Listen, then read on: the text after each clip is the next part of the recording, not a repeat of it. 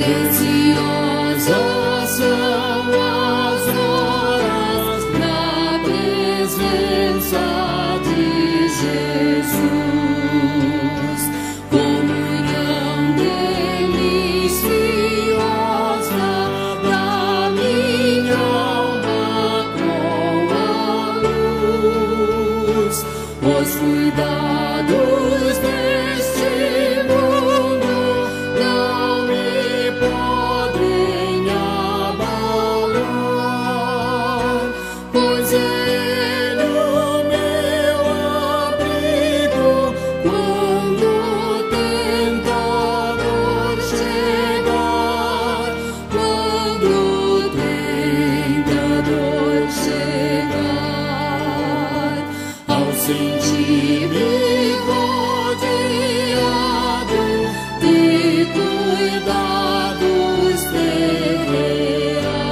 terrenais, irritado e abatido, ou em dúvidas fatais, a Jesus eu me dirijo nesses tempos de aflição.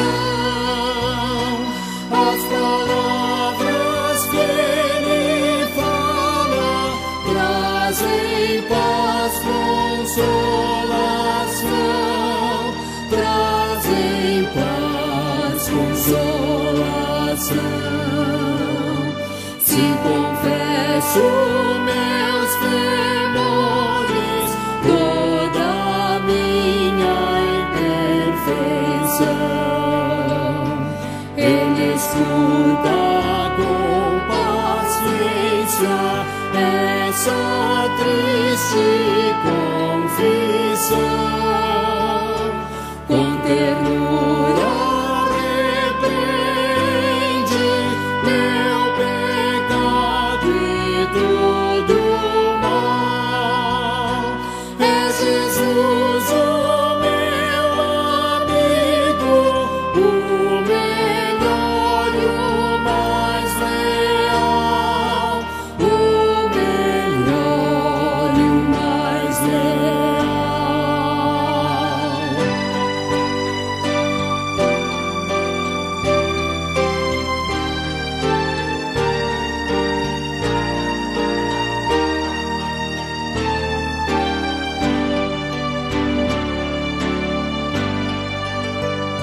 Se quereis saber quão doce é a divina comunhão, podereis muito bem prová-la e tereis compensação. Procurai estar sozinhos em conversa com Jesus. Provareis na vossa vida o poder que vem da cruz, o poder que vem da cruz. Boa noite, irmãos. Tudo bem? Boa noite, a paz do Senhor Jesus, pastor. Muito bem. Muito bem. Amém. Já temos aí várias pessoas, né? Graças a Deus já.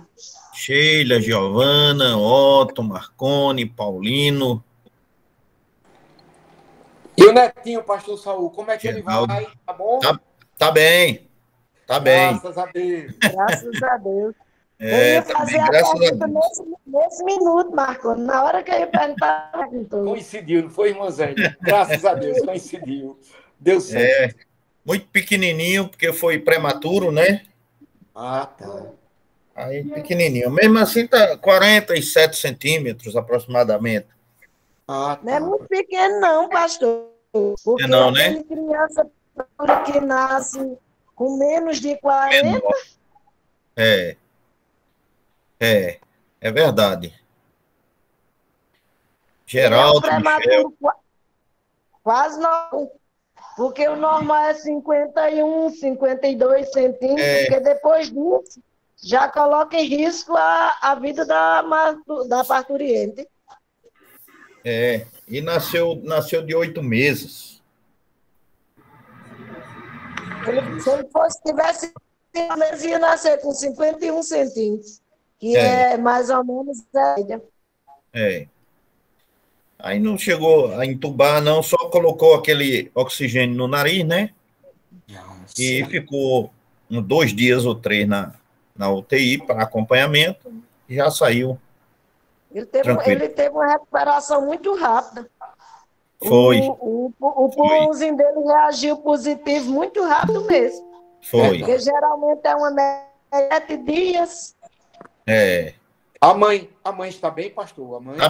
tá bem, graças a Deus. Graças a Deus. É, Glória a Deus por todos. Glória a Deus. bem. Boa noite a todos, graça e paz. Boa noite, Jorge. Amém. Amém, Glória a Jorge. Deus. Deus Boa abençoe. noite a todos, a paz do Senhor Jesus. Amém. Amém. Amém.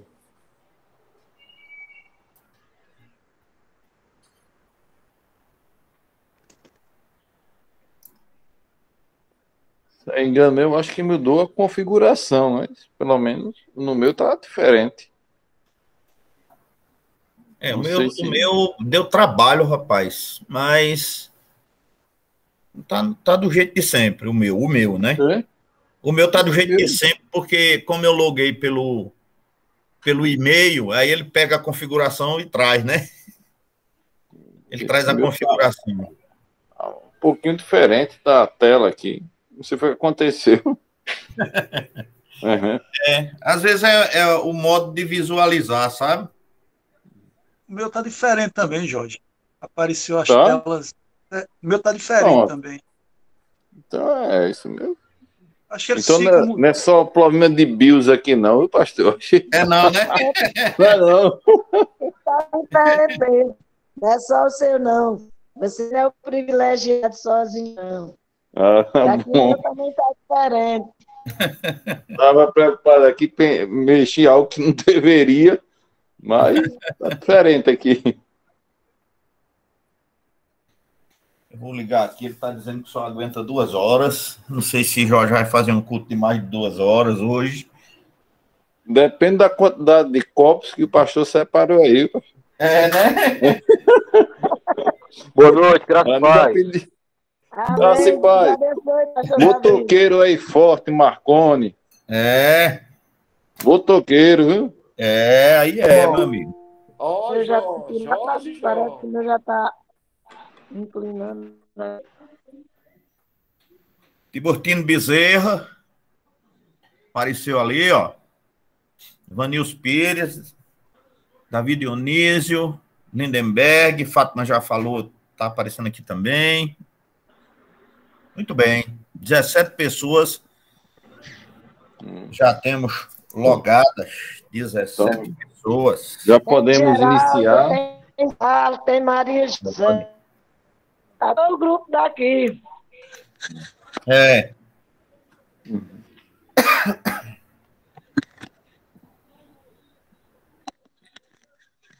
Irmãos, vamos iniciar o nosso culto.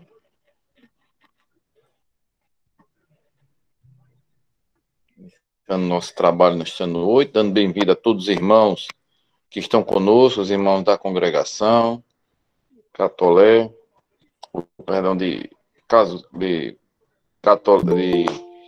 Lagoa Seca, Lagoa Seca, e demais irmãos que vão se agregar junto conosco.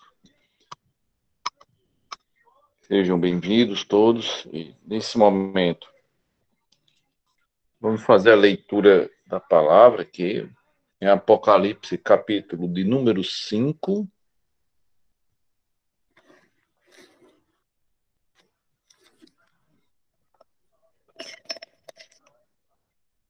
Apocalipse 5 é a visão do livro selado com os 7 selos e a do Cordeiro.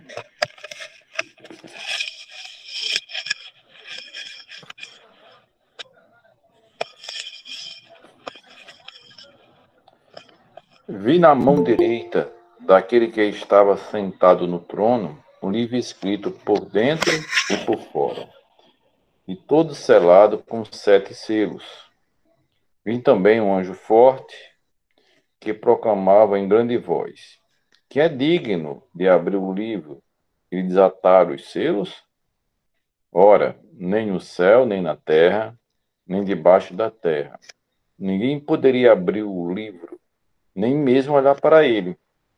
Eu chorava muito, porque ninguém foi achado digno de abrir o livro, nem mesmo de olhar para ele. Todavia, um dos anciãos me disse: não chores. Eis que Leão da tribo de Judá, a raiz de Davi, venceu para abrir o livro e os seus 7 selos. Então, vi no meio do trono dos 4 seres viventes, entre o ancião de pé, um cordeiro, que tendo sido morto. Ele tinha 7 chifres, bem como 7 olhos, que são os 7 Espíritos de Deus enviados por toda a terra. Veio, pois, tomou o livro na mão direita daqueles que estava sentado no trono. E que tomou o livro, os 4 seres viventes e os 24 anciãos prostraram-se diante do cordeiro, tendo cada um deles uma harpa e taças de ouro cheias de incenso, que são orações dos santos. E entoavam um novo cântico, dizendo: digno és de tomar o livro e abrir os selos, porque foste morto e seu sangue compraste para Deus os que procedem da tribo, língua, povo e nação. E para o nosso Deus os constitui reinos e sacerdotes, reinarão sobre a terra. Vi e ouvi uma voz de muitos anjos ao redor do trono, dos seres viventes e dos anciões, cujo número de milhões e milhares de milhares, proclamando em grande voz: digno é o cordeiro que foi morto, digno e de receber poder, riqueza, sabedoria e força e honra e glória e louvor. Então ouvi que toda criatura que há nos céus, sobre a terra, debaixo da terra, sobre o mar, e tudo que neles estavam dizendo: aquele que está sentado no trono, e ao Cordeiro seja o louvor, a honra, a glória e o domínio pelos séculos dos séculos. E os 4 seres viventes respondiam: amém. Também os anciãos prostraram e adoraram. Amém. Vamos fazer esse momento de oração. E que o nosso irmão Marconi fazer esse momento de oração. E após, em seguida, nós vamos pedir ao nosso irmão Paulino para estar no momento de louvor. Vamos orar com o nosso irmão Marconi. Amém. Estão me ouvindo bem? Está ouvindo bem? Sim, tranquilo. Está ouvindo bem? Está ouvindo, Marconi? Amém. Oremos. Oremos. Santo e eterno Sim. Deus, bendito Pai, louvado, engrandecido seja teu nome. Senhor, te damos graças por essa rica oportunidade, Senhor, de tua igreja se reunir, mesmo que eletronicamente, online, mas estamos juntos como igreja do Senhor, no único objetivo, Senhor, de te adorar, louvar e bendizer o teu santo nome. Querido Deus, amado Pai, praza-te, Senhor, estar conosco. Senhor, vem receber nossas orações, os louvores que aqui serão entoados. Senhor, vem também falar conosco através de tua santa e poderosa palavra. Abençoe, Senhor, cada irmão que já está presente, aqueles que ainda irão lograr, Senhor, irão se conectar conosco. Que todos, Senhor, que todos venham para te adorar. Oro e te agradeço em nome do teu Filho Jesus, o que vive e reina para todo sempre. Amém. Graças a Deus. Amém. Graça e paz a todos os irmãos. Queremos louvar ao Senhor Amém. com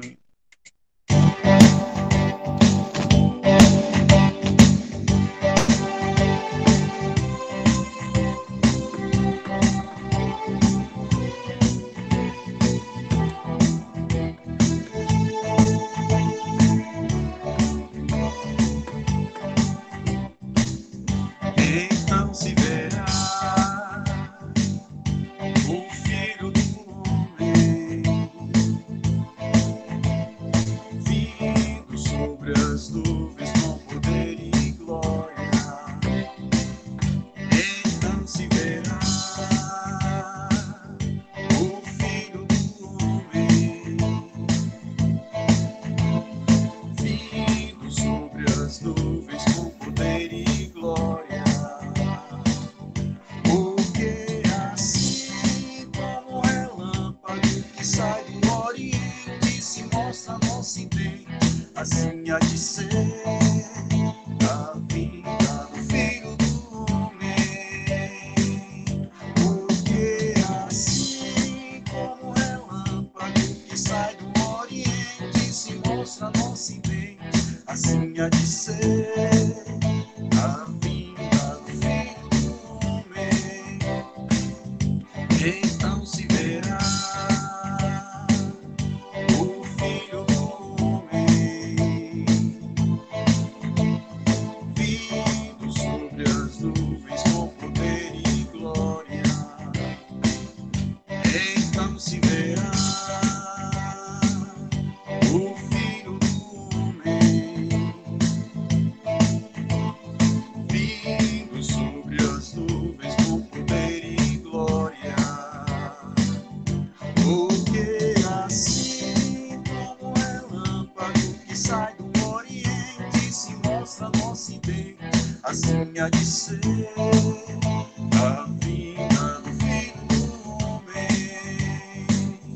Porque assim como o relâmpago que sai do Oriente se mostra no Ocidente, assim há de ser a vinda do Filho do Homem.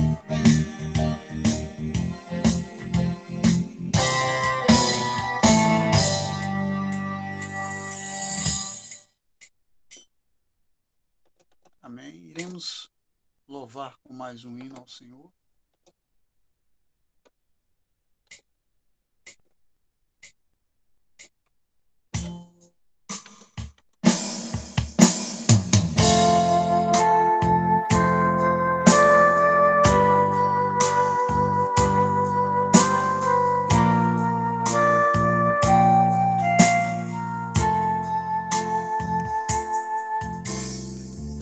Assim diz o Santo e verdadeiro, e que tem nas mãos a chave de Davi. Sei das suas obras e coloquei uma porta aberta ante a ti. Quem te enganou se renderá quando souber que eu te amo. E a palavra tu guardastes, guardarei também a tua fé. Na hora que o tentador vier assolar a todas as nações, eis que não vou demorar. Filadélfia, guarda o que tens, que não roubem tua coroa.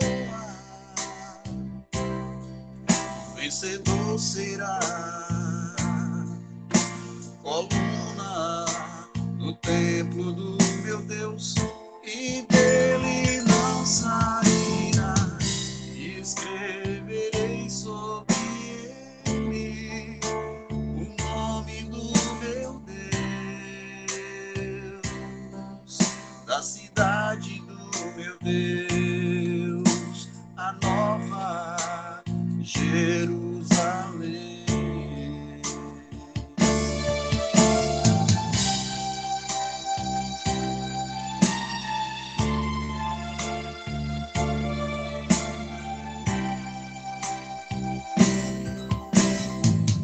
Eis que não vou demorar. Filadélfia, guarda o que tens, que não roubem tua coroa. O vencedor será, coluna no templo do meu Deus, e dele não sai.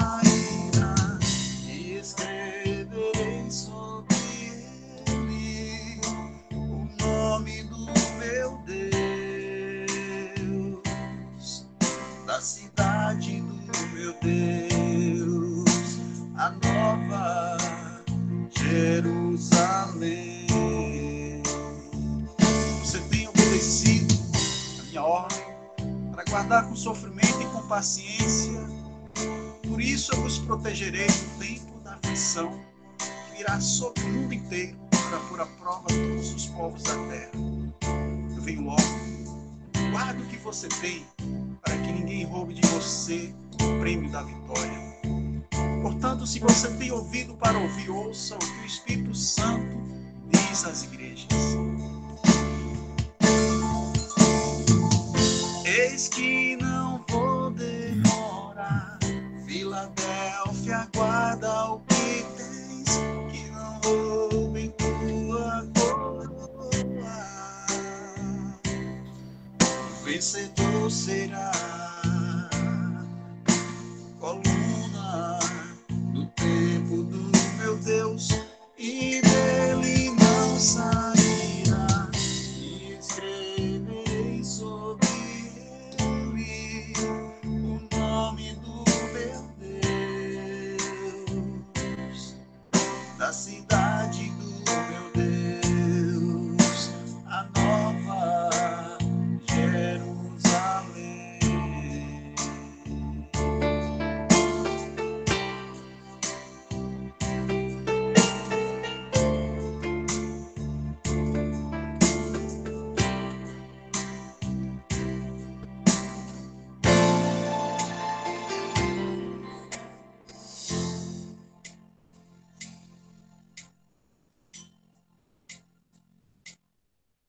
Deus abençoe cada um dos irmãos. Amém?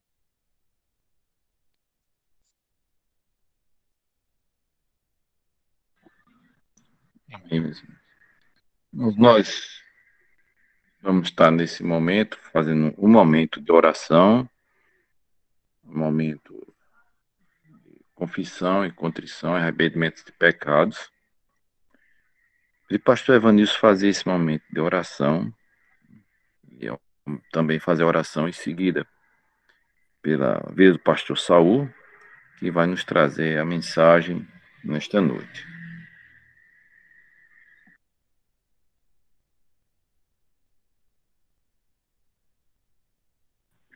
Amém. Meus irmãos, boa noite, graças a Deus. Vamos orar nesse instante. Senhor, nós louvamos o teu nome, agradecemos, ó Deus, em primeiro lugar, pela salvação, pelos méritos de Cristo Jesus, o nosso Senhor e Salvador.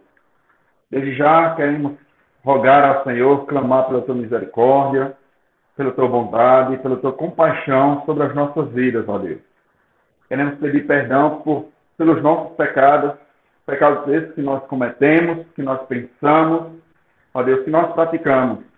Diante da tua presença não há como ocultar absolutamente coisa alguma.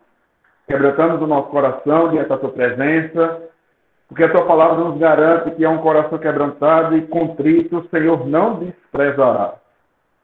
Perdoa-nos, ó Deus, pelos méritos de Cristo, pelo sangue derramado na cruz do Calvário, como diz o apóstolo Pedro, escrevendo a sua carta, nos exortando que fomos comprados não com coisas corruptíveis, como prata ou ouro, mas com algo incorruptível, como sangue precioso de um cordeiro, sem mancha, sem mácula, nem ruga.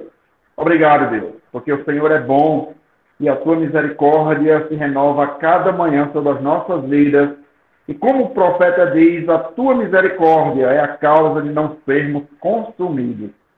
Rogamos nesse instante também, ó Deus, para que o Senhor possa usar mais uma vez o teu servo, o reverendo Saul, nesta noite, de uma forma especial, Deus, falando com os nossos corações por meio da tua santa palavra. Ó Deus, ilumina a sua mente e aquece o teu coração, para que nós possamos compreender também, ó Deus, pela pregação da tua palavra, ó Deus, para que nós possamos compreender o quanto nós estamos perto do retorno glorioso do nosso Senhor e Salvador Jesus Cristo. Fala com o teu povo, exorta, consola, ó Deus, conforta os corações. Ó Deus, faz a tua vontade nesta noite mais uma vez. Nós pedimos e já te agradecemos por tudo, em nome de Jesus. Amém.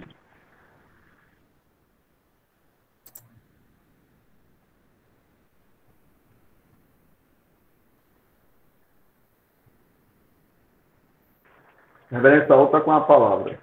Ok. Amados, que a graça e a paz do Senhor Jesus esteja com todos nesta noite, queridos.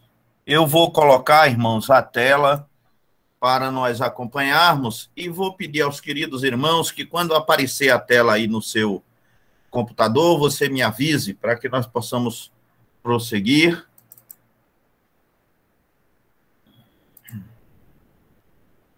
Parece que apareceu. Apareceu, pastor. Apareceu, beleza. Muito bem, queridos. Nós vamos, irmãos, hoje dar continuidade a um sermão anterior. Nós pregamos a respeito da segunda vinda e Israel como sinal, a primeira parte. Hoje, nós vamos tratar com os irmãos a respeito da segunda vinda, Israel como sinal, sendo que agora nós vamos tratar da parte 2, dando continuidade àquele sermão. Convido os irmãos para abrirmos a palavra do Senhor no livro do profeta Jeremias, capítulo 30. Vamos ler os versos de 18 até o verso 24. Se você quiser acompanhar, irmão, você pode deixar a sua Bíblia aberta, porque nós vamos retornar a esse texto com certa frequência.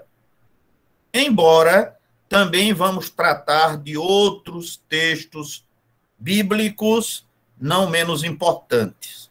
Mas este é o texto básico para a nossa mensagem de hoje.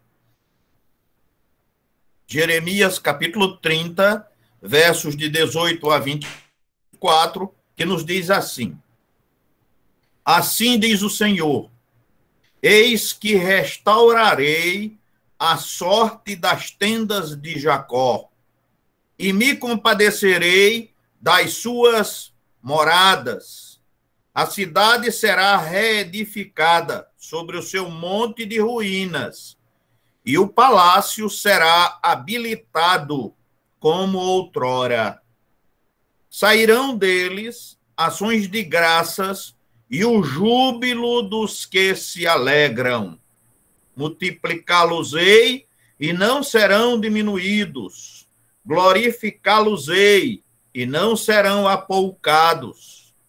Seus filhos serão como na antiguidade, e a sua congregação será firmada diante de mim. E castigarei todos os seus opressores. O seu príncipe procederá deles, do meio deles sairá o que há de reinar. Falo-ei aproximar, e ele se chegará a mim, pois quem de si mesmo ousaria aproximar-se de mim? Diz o Senhor, vós sereis o meu povo, eu serei o vosso Deus. Eis a tempestade do Senhor, o furor saiu, e um redemoinho tempestuou sobre a cabeça dos perversos. Não voltará atrás o brasume da ira do Senhor, até que tenha executado e cumprido os desígnios do meu coração. Nos últimos dias entendereis isto. Queridos, que o Senhor aplique aos nossos corações as verdades contidas neste presente texto da palavra do Divino Mestre. Vamos orar mais uma vez. Nosso Deus e Pai, nós te louvamos, Senhor, e agradecemos, porque tu nos permite ver o cumprimento da tua palavra em termos extraordinariamente claros. Porque tu nos permite, Senhor, compreender a tua palavra e ver que tu não és um Deus do passado, que tu não és um Deus distante do teu povo, mas que tu és um Deus presente, que governa e que dirige a história deste mundo de conformidade com a tua vontade para o cumprimento dos teus propósitos divinos. Por essa razão te louvamos e pedimos que tu nos conceda a compreensão da tua palavra e de fatos tão extraordinários, Senhor, que vem acontecendo em nossos dias e que muitas vezes não nos apercebemos. É em nome de Jesus que te oramos. Amém. Amém, queridos. Irmãos, o assunto que vamos tratar hoje é a respeito da segunda vinda de Jesus Cristo e Israel como sinal, parte 2, visto que já tratamos da primeira parte em sermão anterior.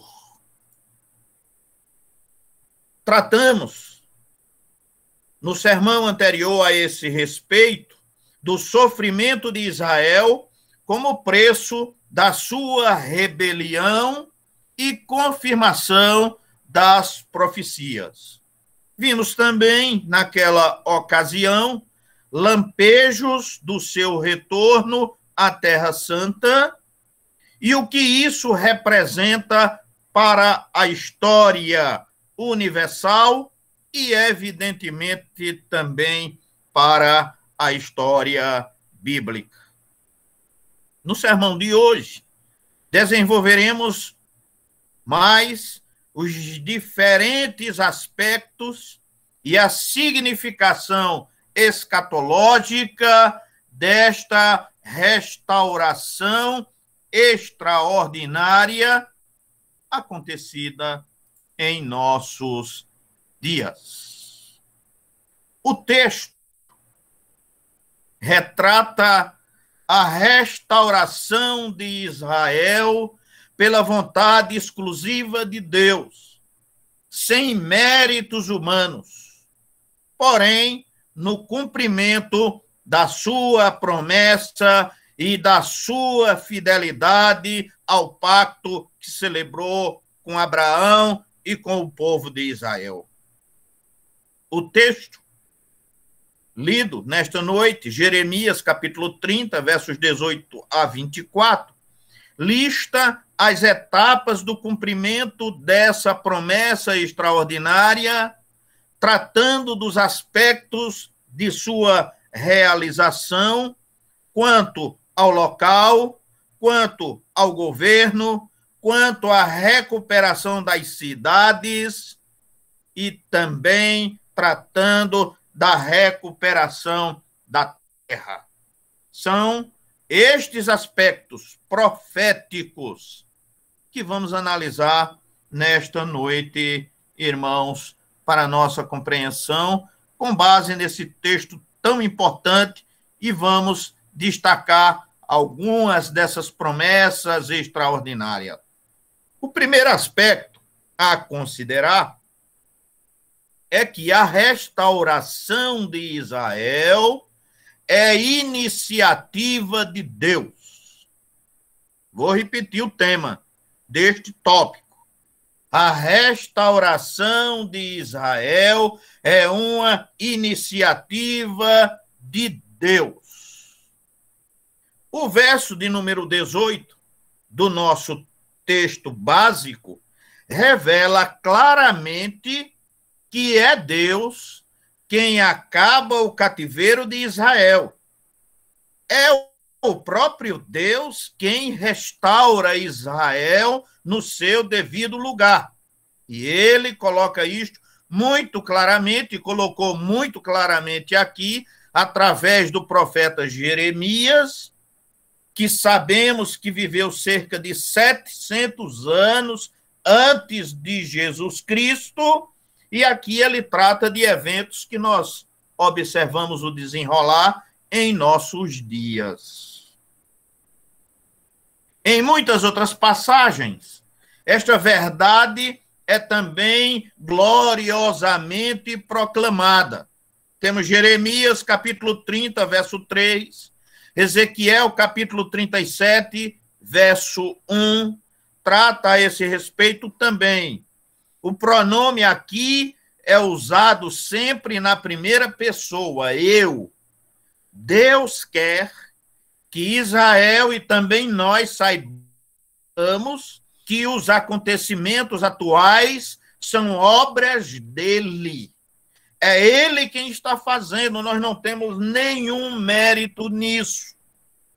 Vale observar que uma das primeiras colônias judias no processo de restauração chamou-se Nestisiona, que significa o milagre de Sião. Portanto, a restauração de Israel, queridos, é sem dúvida um milagre e foi inicialmente chamado de o milagre de Sião.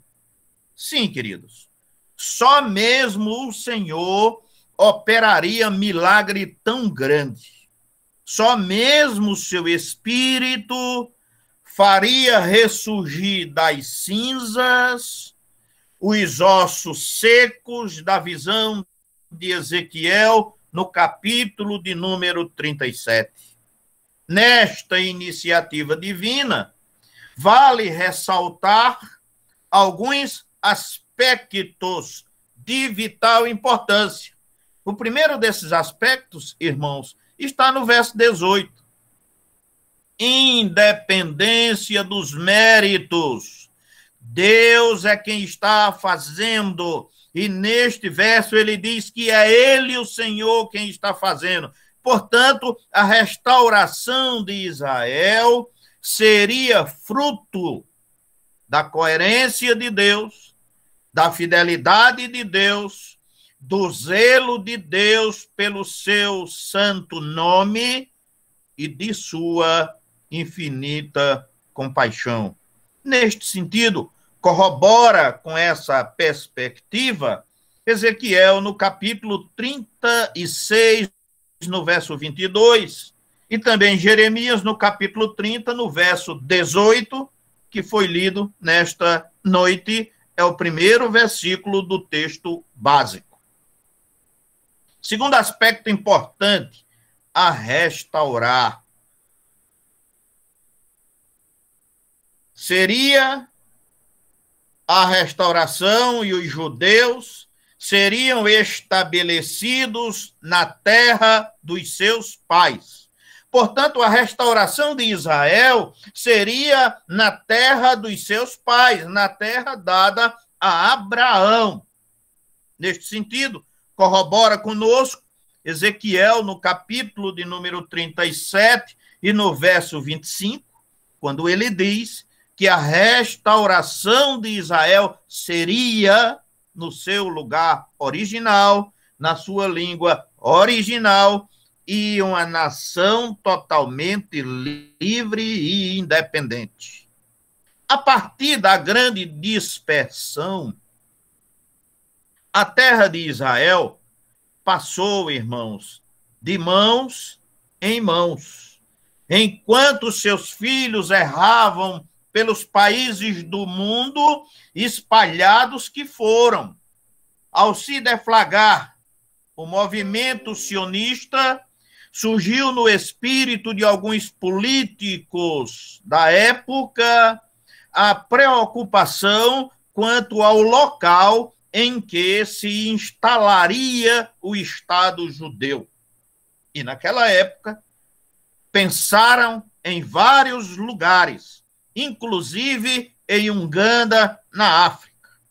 Deus, porém, fiel à sua palavra, os faria regressar à terra dos seus pais. É isso que profetizou Ezequiel 700 anos antes de Cristo, portanto, 2.700 anos aproximadamente antes de acontecer, como aconteceu em 1948. Neste sentido, corrobora com o nosso pensamento, Ezequiel, no capítulo 34, versos de 12 a 14, E ainda no capítulo 37, verso 25, ao qual já me referi nesta noite.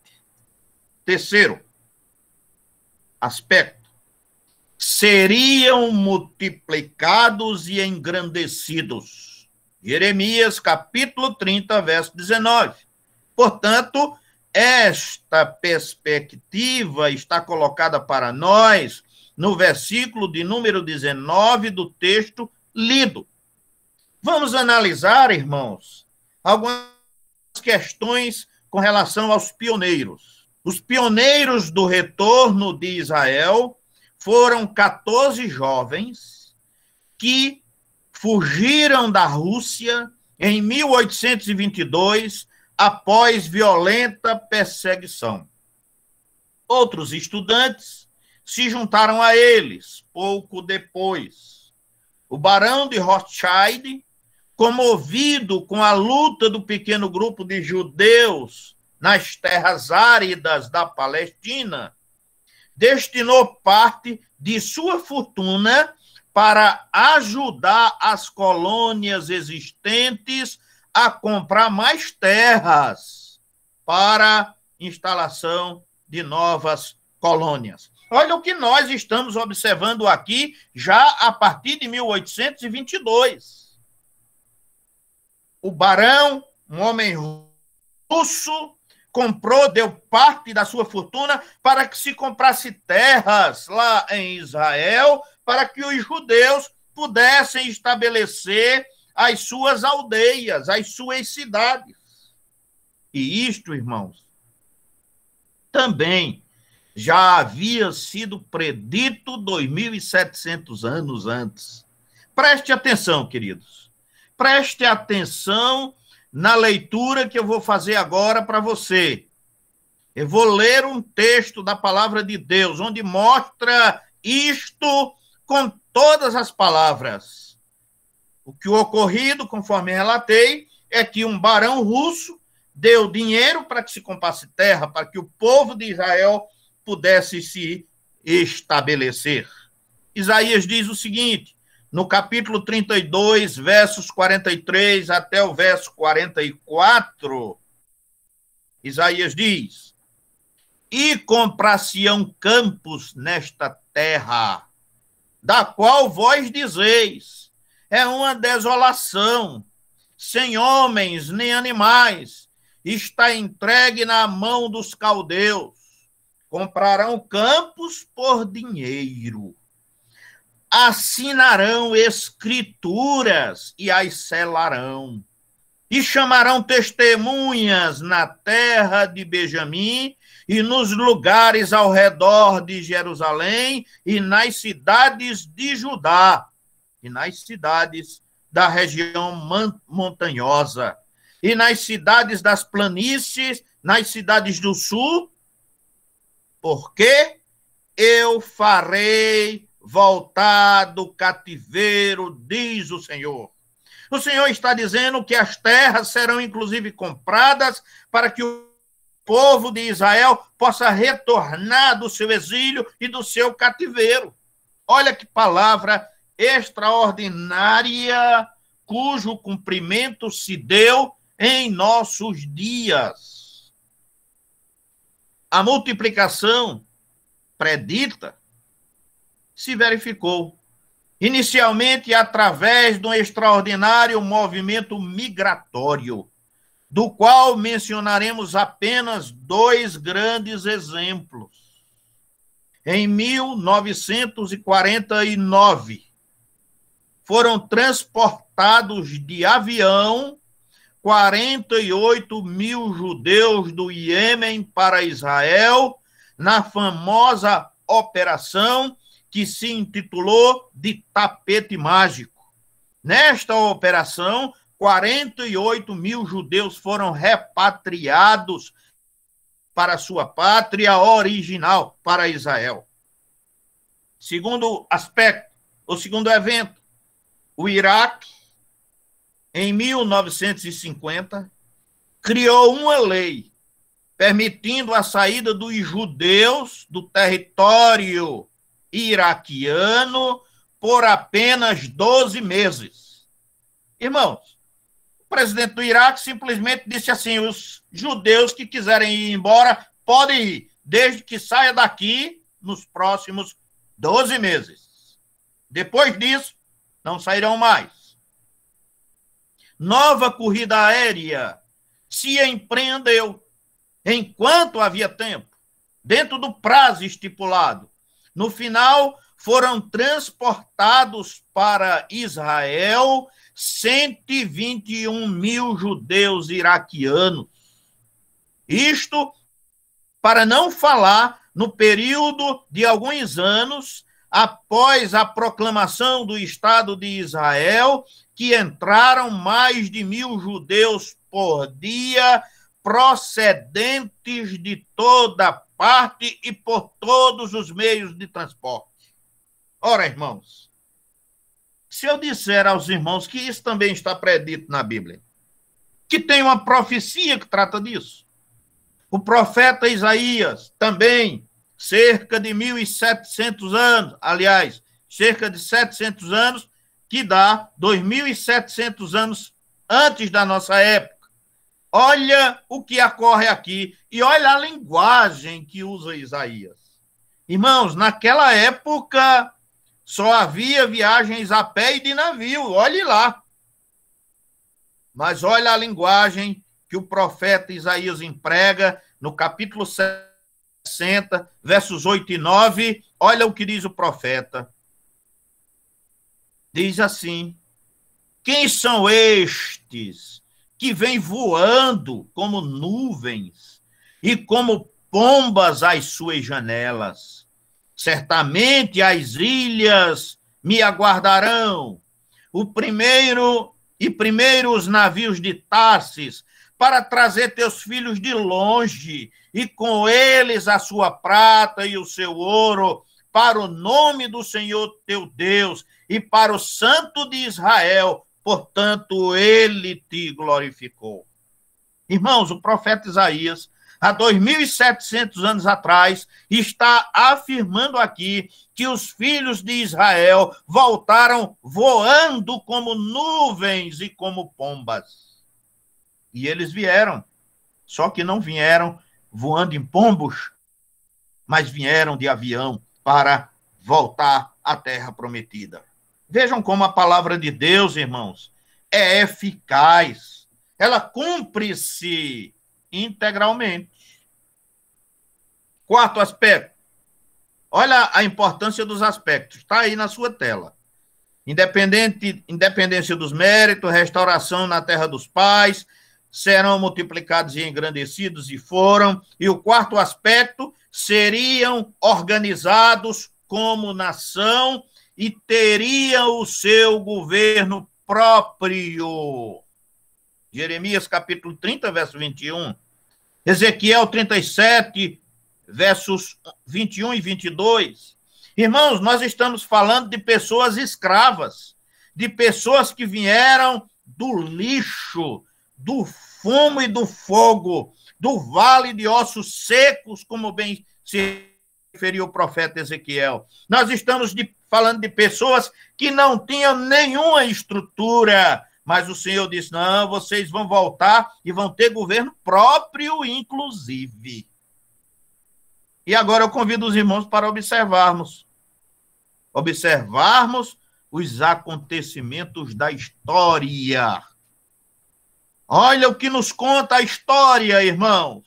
No dia 14 de maio de 1948, após histórica reunião da Organização das Nações Unidas, da ONU, foi lida em Tel Aviv a proclamação de Israel como Estado independente. E surgiu, ora, como surgiu Israel? Surgiu com sua organização completa e em pleno funcionamento, como há muito houvera existido. Nasceu com governo, parlamento, justiça, repartições públicas, impostos, moeda, hino, escudo, bandeira, exército, marinha, e aviação, tudo foi milagre de um instante, como que obedecendo a um misterioso flash das alturas, como diz o profeta Isaías, no capítulo 36, verso 8. Portanto, Israel, irmãos, foi reorganizado depois de mais de 2000 anos de exílio, de quase 2000 anos, aliás, né? Surgiu uma nação pronta e completa, com tudo o que uma nação organizada e moderna precisava. De um dia para outro, Israel foi como se dormisse hoje e amanhecesse amanhã, com governo, parlamento, justiça, repartições, impostos, moeda, hino, escudo, bandeira, exército, marinha e aeronáutica, tudo pronto. De uma hora para outra. Quem é que faz isso? Quem é que organiza uma nação em um único instante? Claro, está dito no início. Deus é quem faz isso. Quando ele quer, ele determina e as coisas acontecem imediatamente. Segundo aspecto, o segundo ponto para a nossa reflexão desta noite. Vamos analisar os efeitos da restauração. Os efeitos da restauração de Israel como nação. A Bíblia diz que o Senhor faz coisas grandes, que se não pode esquadrinhar, e maravilhas tais que não se pode contar. Jó, no capítulo 9, no verso 10, nos diz esta palavra. Tomando a iniciativa de congregar os descendentes de Jacó em sua própria terra, o Senhor não apenas velaria por sua organização política, mas também pelo seu progresso material e espiritual. Verifiquemos outros fatos que deveriam ocorrer e estão ocorrendo após a restauração de Israel naquele lugar e naquela pátria. Ouçamos, irmãos, o que nos diz Miqueias, e é o primeiro aspecto a considerarmos e que aparece aí na sua tela. Consideremos os efeitos da restauração. Primeiro, o primeiro efeito, a vitória sobre os inimigos. Esse foi o primeiro efeito. Olha o que diz Miqueias, e depois falaremos os acontecimentos. Miqueias, no capítulo 4, versos 11 e 13, Miqueias diz assim: agora se congregaram muitas nações contra ti, que dizem, seja profanada, e vejam os nossos olhos o seu desejo sobre Sião. Mas não sabem os pensamentos do Senhor, nem entende o seu conselho, porque as ajuntou como gavelas numa vieira. Levanta-te e trilha, ó filha de Sião, porque eu farei de ferro teu chifre e de bronze as tuas unhas, e esmiuçarás a muitos povos, e o seu ganho será consagrado ao Senhor, e os seus bens ao Senhor de toda a terra. Olha esta palavra, irmãos, de Miqueias, milhares de anos antes dos acontecimentos. Inimigos constantes de Deus e do seu povo, Satanás tudo tem feito para destruir o povo de Deus e, notadamente, Israel. Um dos capítulos mais emocionantes da história israelita nestes últimos anos tem sido o de suas retumbantes vitórias sobre os seus adversários.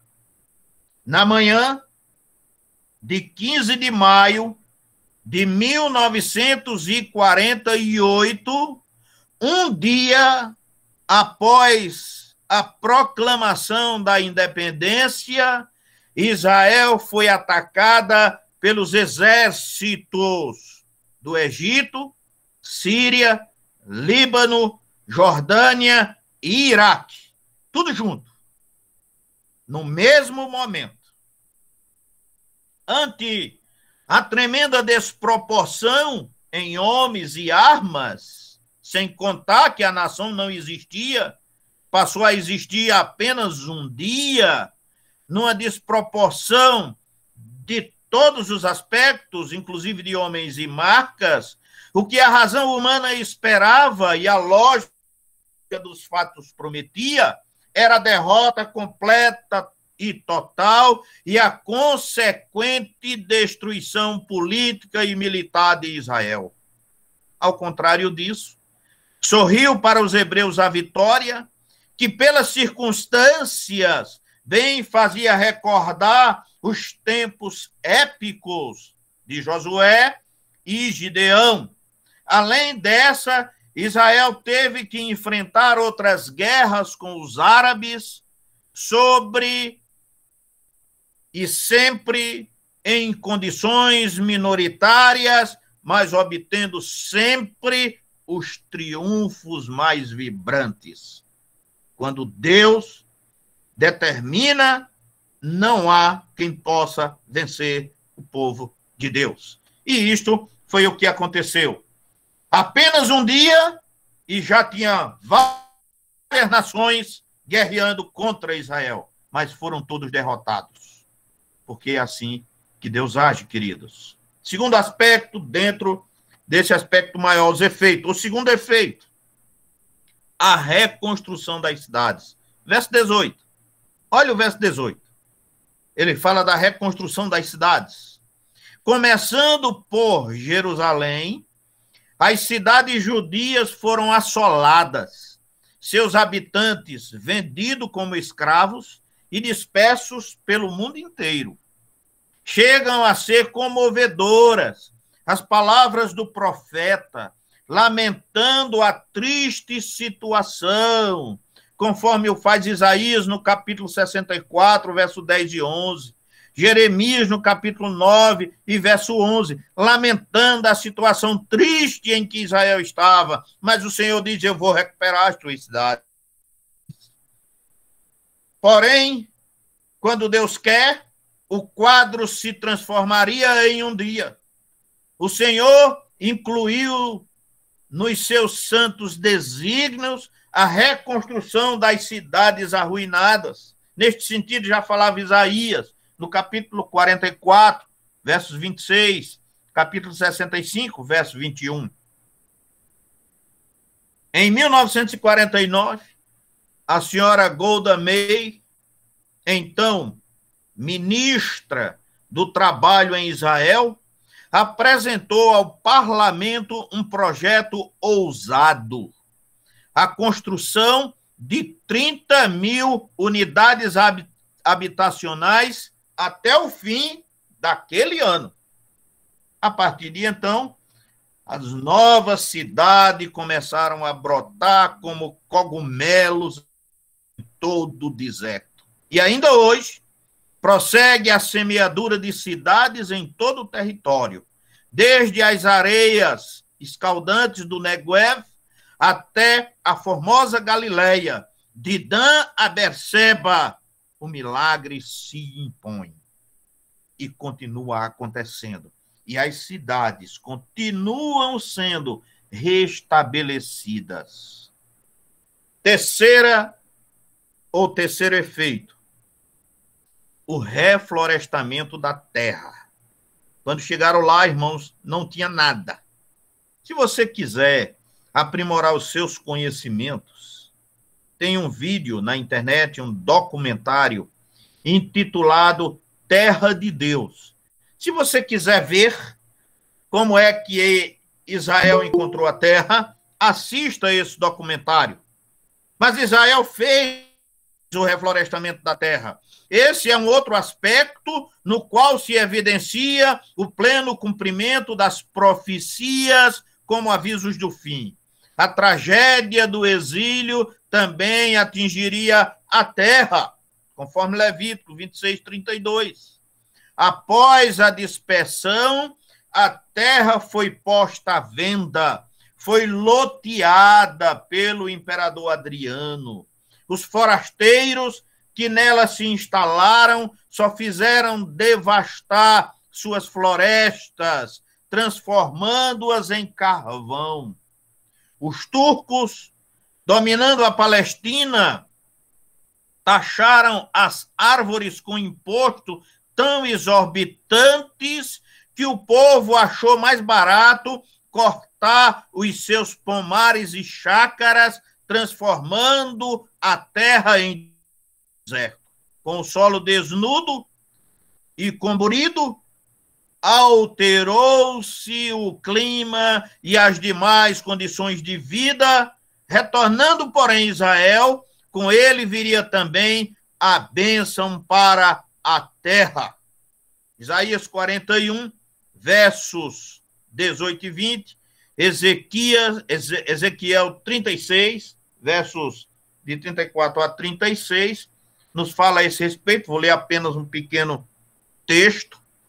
A terra duas vezes prometida, independentemente de estar sempre sendo atacada pelos árabes, era de uma esterilidade completa. Não tinha nada. Terras alcalinas, como as do Mar Morto, que não produzem há séculos, foram recuperadas. Milhares de árvores cresceram num solo antes estéril. A erosão foi combatida. Os pântanos foram drenados, as febres foram vencidas, areia e cascalho deram flores, produziram flores, grãos produziram frutos.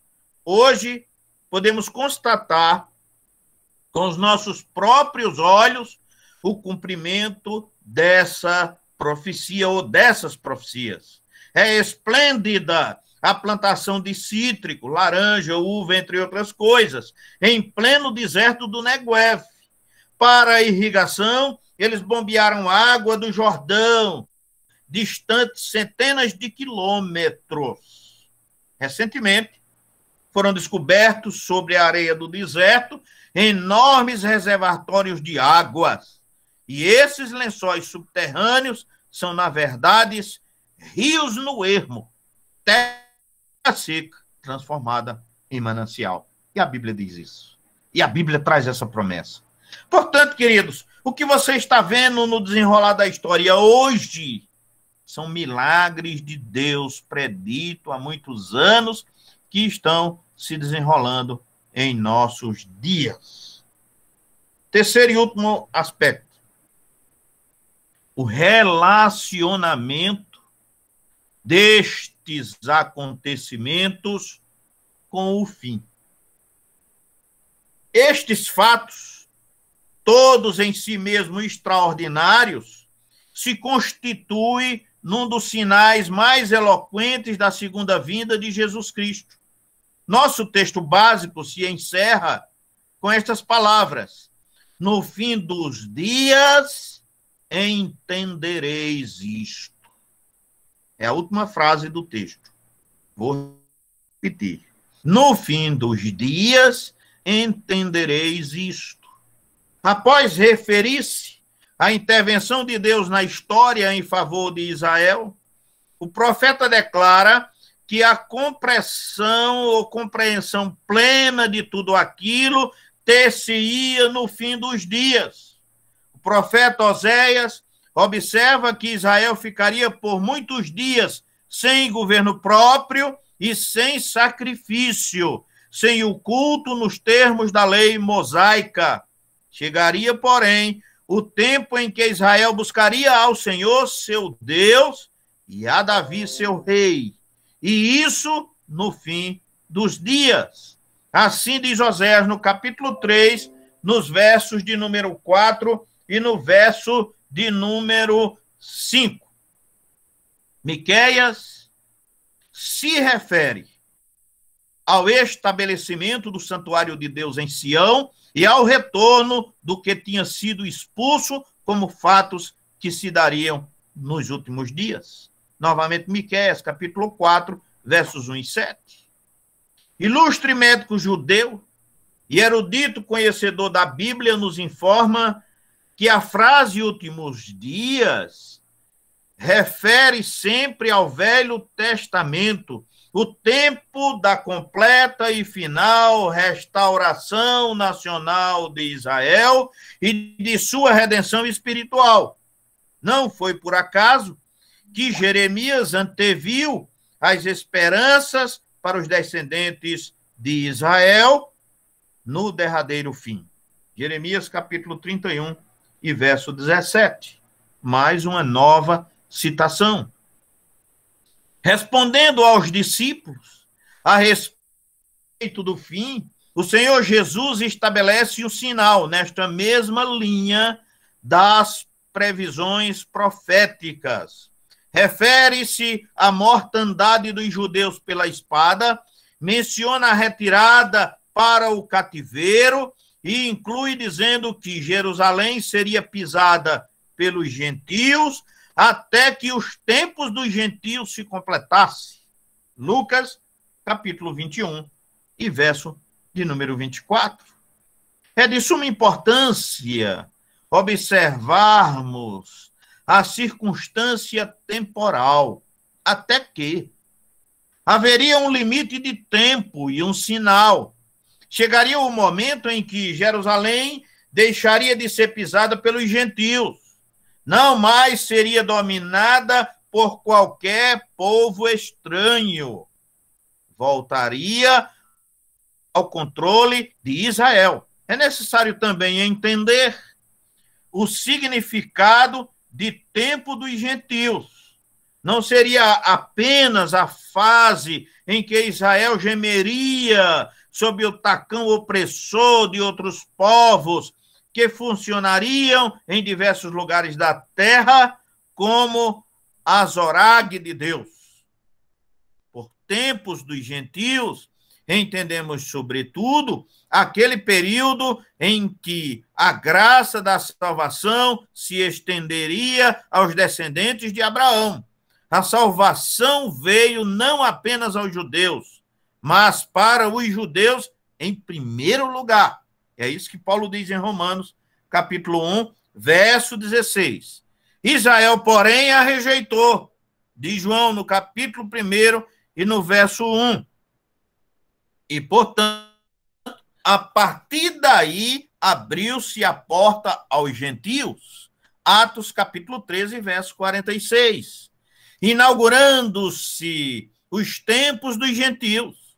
Não tardou muito, e o centro missionário da igreja se deslocou de Jerusalém para Antioquia da Síria, importante cidade gentílica da época apostólica. Mas o endurecimento que caracterizou Israel duraria até que a plenitude dos gentios estivesse ou houvesse completado.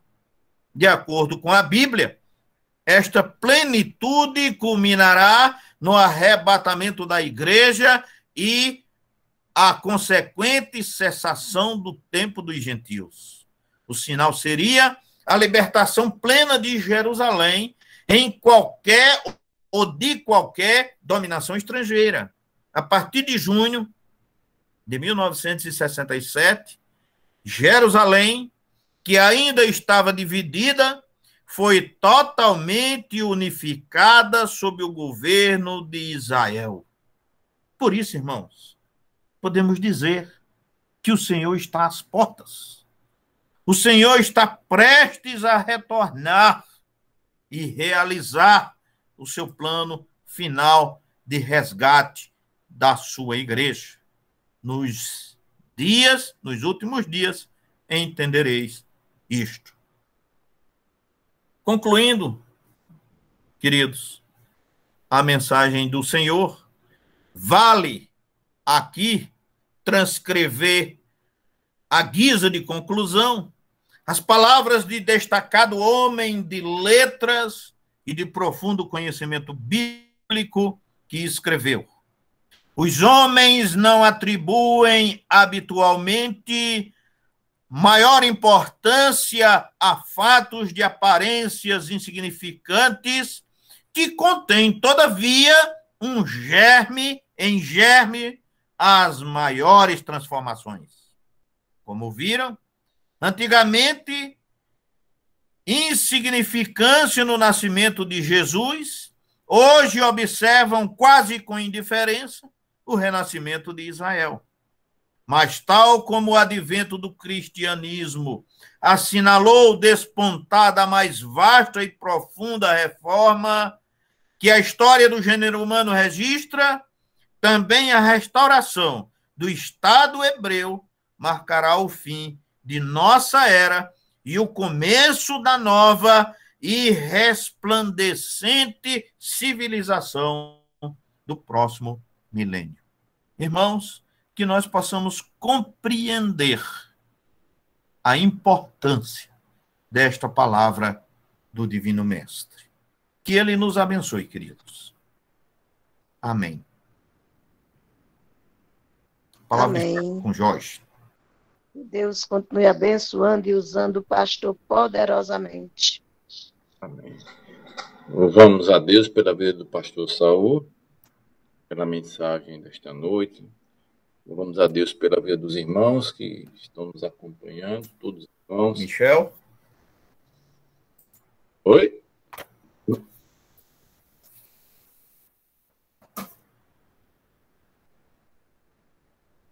Abre o microfone, Jorge. Ouvindo? Agora sim. Às vezes eu toco no botão que não é devido. E louvamos a Deus pela vida do pastor Saul, pela mensagem, pela palavra do Senhor nesta noite. Agradecemos a presença de todos os irmãos que estiveram nos acompanhando, os irmãos das congregações. Deus abençoe no início dessa semana. Lembrando aos irmãos que os cultos haverá também apenas pelo Meet. Temos o culto de oração, culto de doutrina, também temos culto de oração na sexta-feira e na escola bíblica dominical e o nosso culto à noite. Não estejam orando pelos cultos, pelos trabalhos, a vida dos irmãos, que eles estão se recuperando da saúde. Louvamos a Deus pela vida dos irmãos, pela vida dos irmãos que estão se recuperando, né? Por Cribanês, por todos, por Caliene, por Mateus, todos os irmãos que estiveram passando por este problema de saúde. Louvamos a Deus pela providência de Deus na vida dos irmãos. Amém. Nós vamos pedir para o presbítero William fazer a oração final. Em seguida, o pastor interpretará a bênção apostólica. E assim nós podemos despedir com todos. Eu vou orar aqui pelo celular de Cátia, viu, Jorge? Graça e paz a todos. Amém. Amém. Que Deus abençoe. Oremos ao Senhor. Senhor, nosso Deus e Pai, nós te louvamos, te agradecemos pela vida de todos os irmãos que se fazem presentes neste culto, aqueles que já saíram com suas, que já mostraram os motivos que estariam saindo, que o Senhor tome conta de cada um dos seus familiares, toma conta dos nossos familiares, ó Pai, que nós possamos estar em todos os instantes sobre a tua proteção. Em nome de Jesus, toma conta da vida do pastor Saul, muito obrigado por tudo. Amém. E que essa palavra possa cada vez mais ser abundante em nossos corações e em nossas mentes. Muito obrigado pela vida de todos. Desde já eu te louvo e te agradeço em nome de Jesus, ó Pai. Amém. E que a maravilhosa graça do nosso Senhor e Salvador Jesus Cristo, o amor de Deus, nosso eterno Pai, que as bênçãos, o poder e as consolações do Divino Espírito Santo esteja convosco, irmãos, com todo o povo de Deus, agora e sempre. Amém e amém. Amém. Que Deus abençoe a todos. Deus abençoe a todos. Amém. Que Deus abençoe. Em nome de Jesus.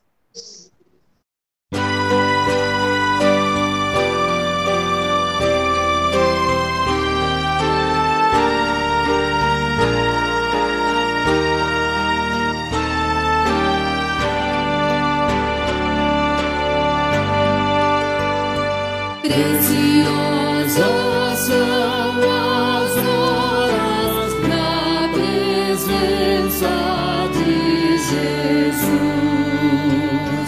Comunhão deliciosa da minha alma com a luz. Os cuidados deste mundo não me podem abalar, pois Ele o meu abrigo quando o tentador chegar, quando o tentador chegar. Ao sentir-me rodeado de cuidados terrenais, irritado e abatido, ou em dúvidas fatais, a Jesus eu me dirijo nesses tempos de aflição. As palavras que Ele fala trazem paz, consolação, trazem paz, consolação. Se confesso meus temores, toda a minha imperfeição, Ele escuta com paciência essa triste confissão.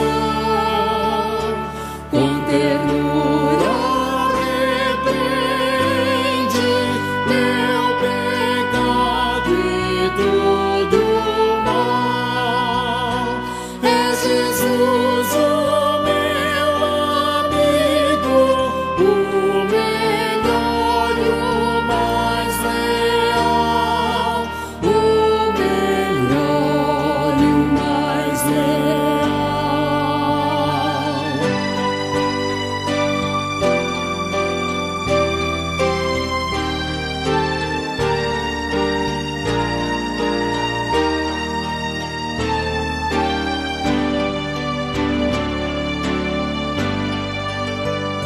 Se quereis saber quão doce é a divina comunhão, podereis muito bem prová-la e tereis compensação.